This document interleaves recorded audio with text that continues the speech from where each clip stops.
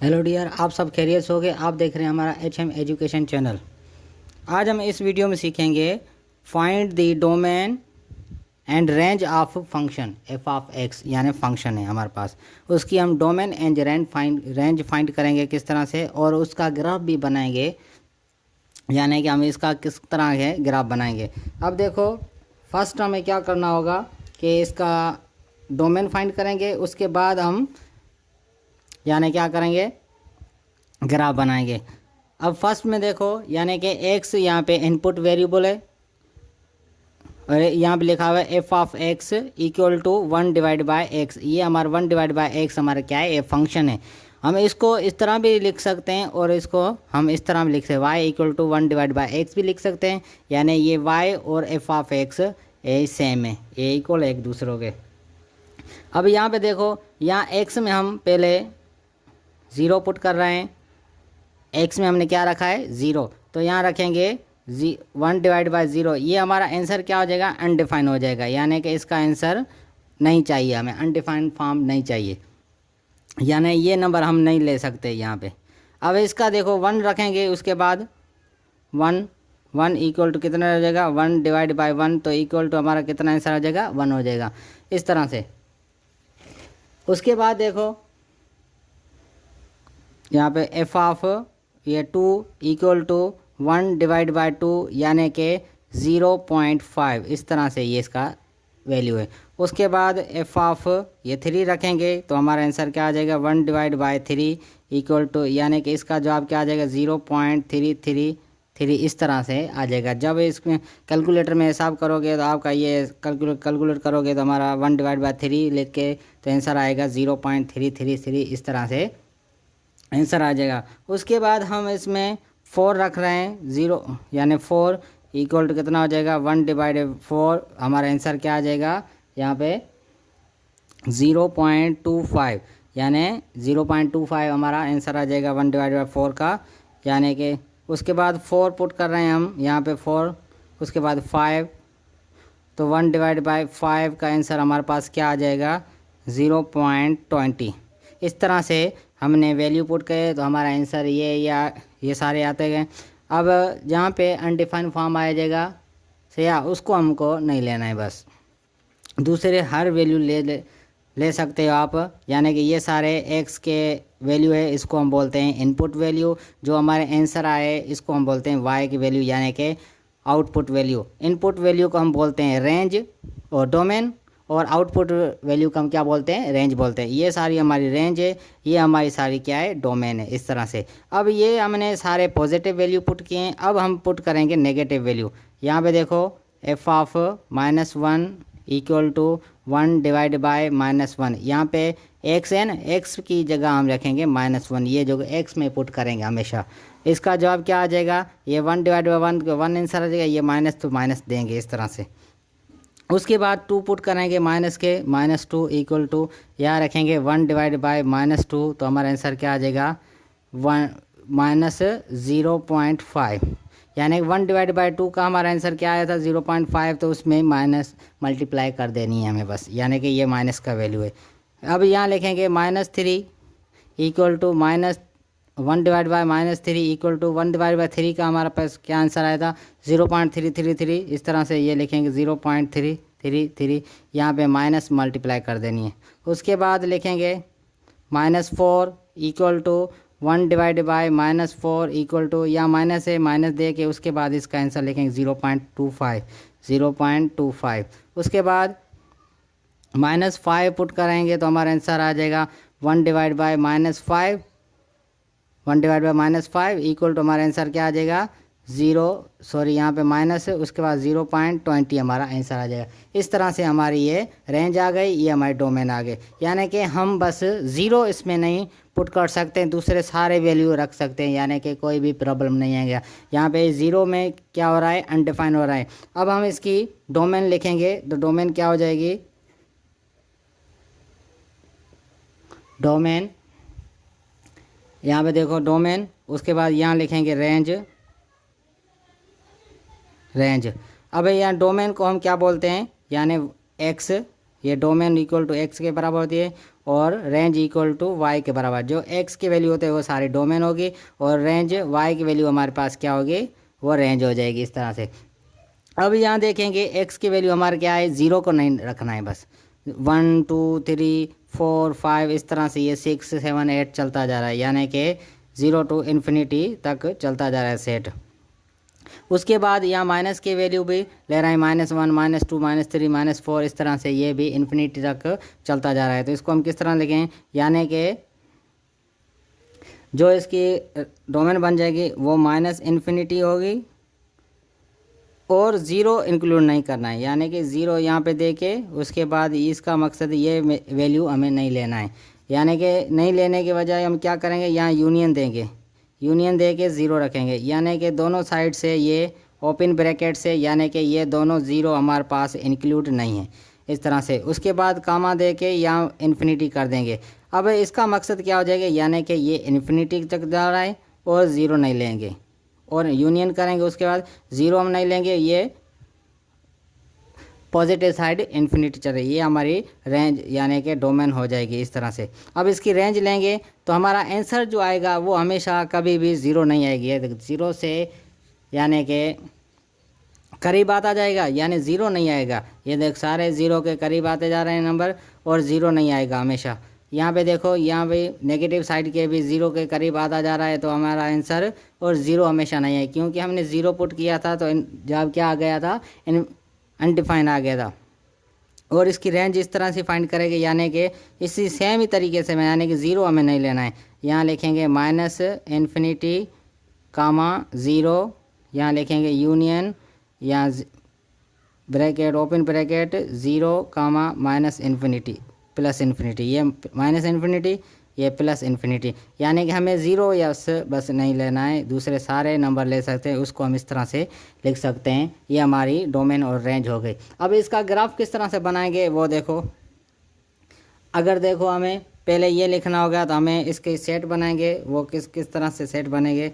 यहाँ लिखेंगे एक्स के वैल्यू इक्वल टू, यहाँ एक्स के वैल्यू हमारे पास क्या है, 1 0 छोड़ के हम दूसरे लेंगे 1 2 3 4 5 इस तरह से ये, और दूसरे कौन से -1 -2 -3 इस तरह से।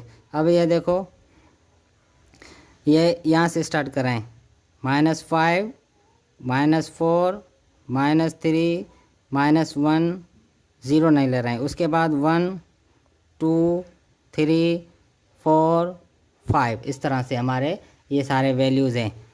अब हम क्या करेंगे, जो इसमें हमने y के वैल्यूज़ आए वो लिखेंगे। उसके बाद y की वैल्यूज़ हमारे पास क्या है, अगर -5 हमने पुट किया है तो हमारा आंसर क्या आ रहा है, -5 के, यानी कि यहाँ लिखेंगे 0.20, और -4 पुट करेंगे तो हमारा क्या आ जाएगा जवाब, -0.25, और 3 पुट करेंगे तो हमारा जवाब क्या आ रहा है, -0.33 इस तरह से।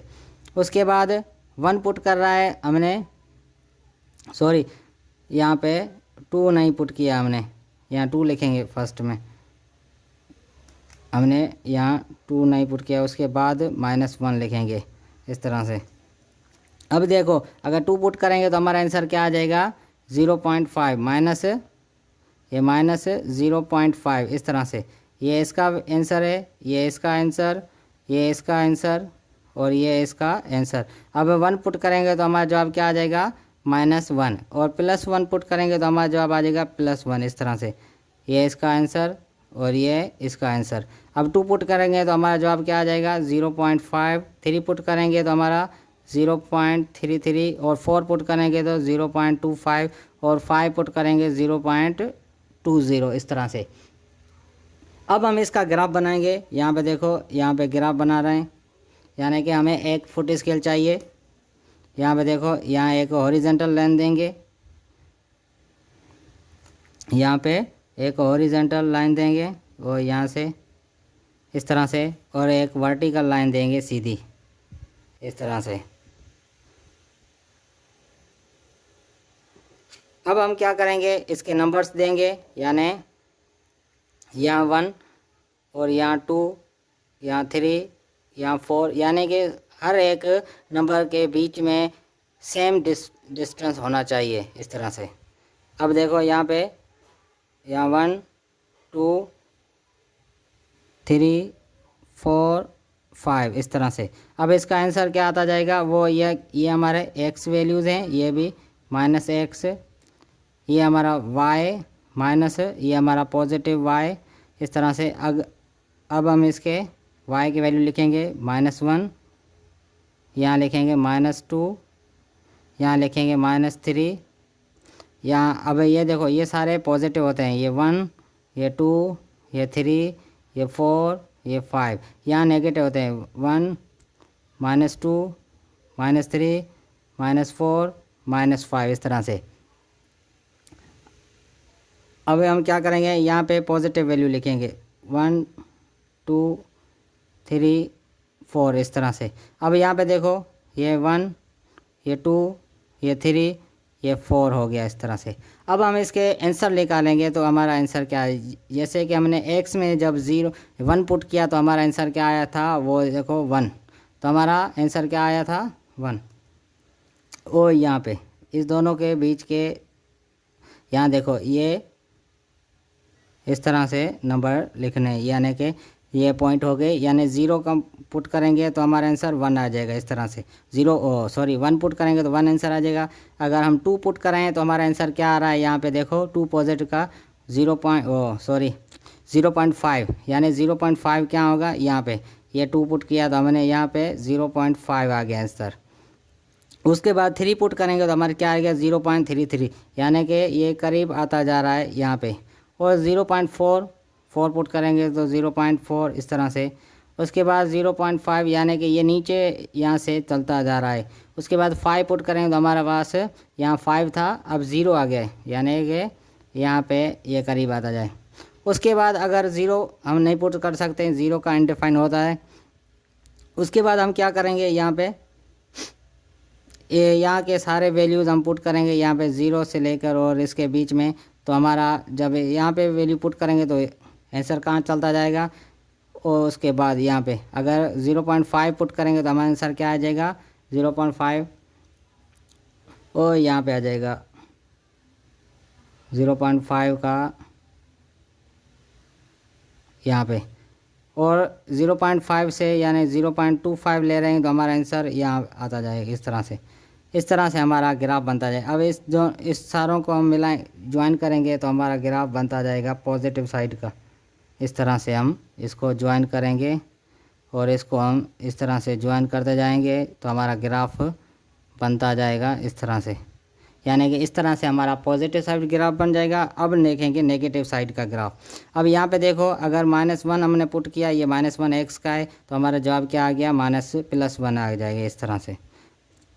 ये इस तरह से ये चलता जाएगा। ये अगर हमने -2 पुट किया आंसर तो हमारा क्या आ जाएगा, यहाँ पे -2 पुट करेंगे तो हमारा आंसर आएगा 0.5 यहाँ पे आ जाएगा, वो यहाँ से ओ यहाँ आंसर आ जाएगा इस तरह से। अगर हमने 3 माइनस के पुट किए तो हमारा आंसर क्या आ जाएगा -3.3, यानी कि नेगेटिव नंबर यहाँ पे है ना, तो हमारा नंबर ये भी यहाँ पे नीचे चला जाएगा इस तरह से। यहाँ पे 3 का आंसर यहाँ आ जाएगा इस तरह से। उसके बाद 4 का आंसर हमारे पास 0.25, यानी 0.25 इसके करीब होता जाएगा यहाँ पे। ये इस तरह से ये ऊपर चलता जाएगा, ये इस तरह से इस 0 के करीब होता जाएगा। उसके बाद 5 पुट करेंगे तो 0.2 आ जाएगा आंसर हमारे पास नेगेटिव का। ये नेगेटिव का 0.25 यहाँ थे। और उसके बाद हम जब 0 और -1 के दरमियान यानी कि दोनों के बीच में नंबर लेंगे, यानी कि 0.5 माइनस का लिया तो हमारा आंसर क्या आ जाएगा यहाँ पे। अगर हमने यहाँ पे x में वैल्यू हमने पुट कर दें तो हमारा आंसर क्या आ जाएगा, जैसे कि हमारे पास ये 1/0.5 माइनस का आंसर, इस तरह से हमारा जो आंसर आएगा वो यहाँ पे करीब में आ जाएगा, वो यहाँ पे। और उसके करीब यहाँ पे पॉइंट लेंगे दूसरा नंबर तो इसके इस तरह से करीब होता जाएगा इस तरह के। अब इसका ज्वाइन करेंगे सारे पॉइंट्स तो हमारा एक ग्राफ बनता जाएगा इस तरह से, यानी कि 0 के करीब नहीं, इस तरह से हमारा इसका ग्राफ बनेगा। ये हमारा आज का वीडियो था। अगर आपको हमारा वीडियो पसंद आए तो हमारे वीडियो को कमेंट्स करें, लाइक करें और अगर आप हमारे चैनल पर नए हो तो हमारे चैनल को ज़रूर सब्सक्राइब करें और बेल आइकन को प्रेस करें ताकि आपको हर वीडियो की नोटिफिकेशन पहुंच सके। Thank you for watching dear.